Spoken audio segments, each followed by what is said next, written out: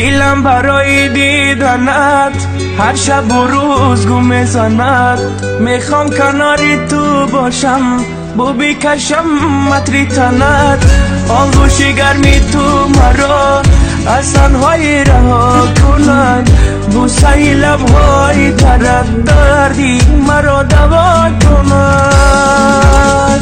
من به تو عاشقم و عاشق میمانم.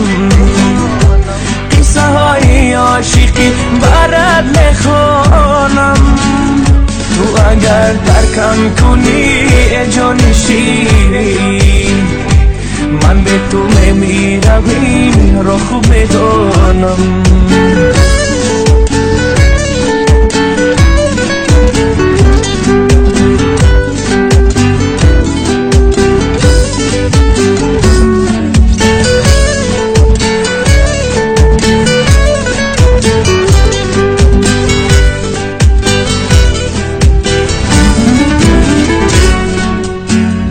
هرگاه که یادت میکنم مثل یک دیوانه میشم.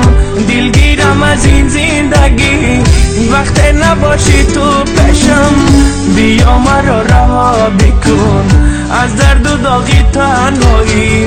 به وفایی کاری تو نیست مکن هرگز به وفایی. بیا مرا رها بکن از درد و داغی تنهایی. به وفایی کاری تو نیست مکن هرگز به وفایی.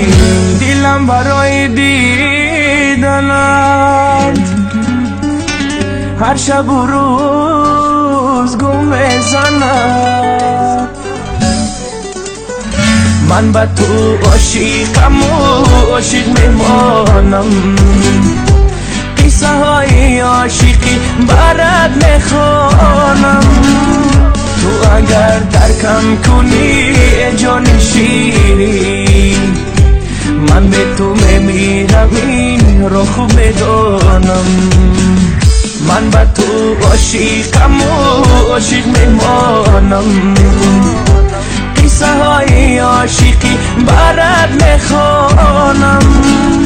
تو اگر ترکم کنی ای جان شیرین، من به تو میمیرم این را خوب میدانم. Zico Studio.com